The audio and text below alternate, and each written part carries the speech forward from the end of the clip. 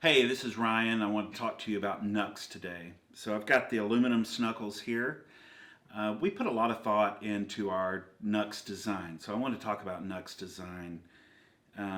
When people pick up our Knucks, one of the first things they notice if they're a big dude like me is that they can actually put them on their hand comfortably. A lot of people with normal size hands will pick it up and they're like, well, this is too big because the finger holes are too big.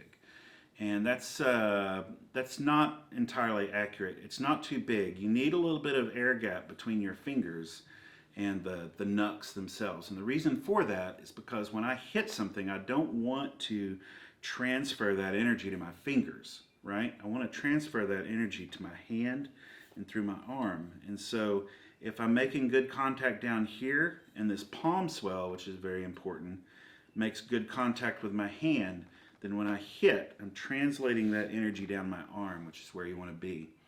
Anytime your fingers are making too much contact to the top, that just is a recipe for broken fingers.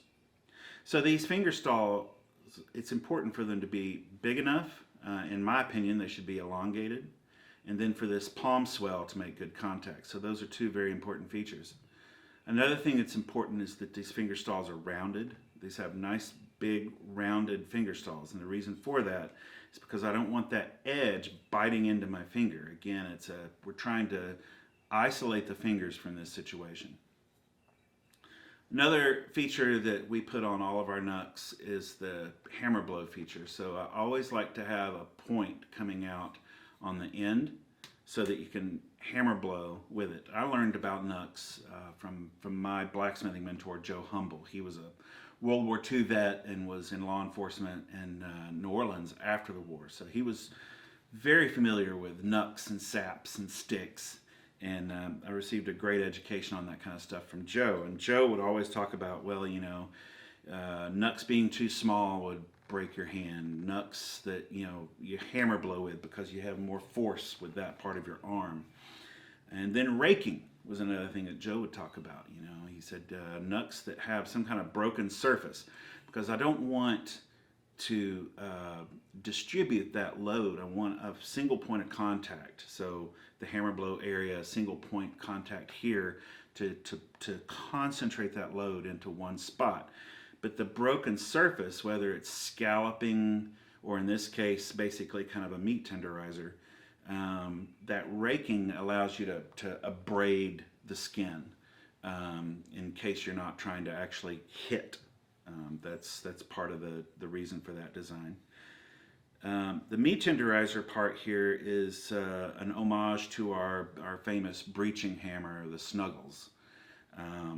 And because of that surface, we actually cast these instead of machining them. That surface right there makes it almost impossible to machine, certainly cost prohibitive to machine. Investment casting allows us to do that, and we use a type of investment casting that's actually used in the aerospace industry, and that gives us a good solid casting, great grain structure, and lots of fine detail.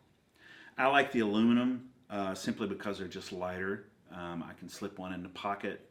These are great collector's items. I collect knucks from Civil War era up. I've got Civil War knucks made out of lead. I've got steel knucks, old brass knucks, and I think they're just an interesting thing to collect. There's a lot of amazing history behind it. I think it's worth your time, and I love making them.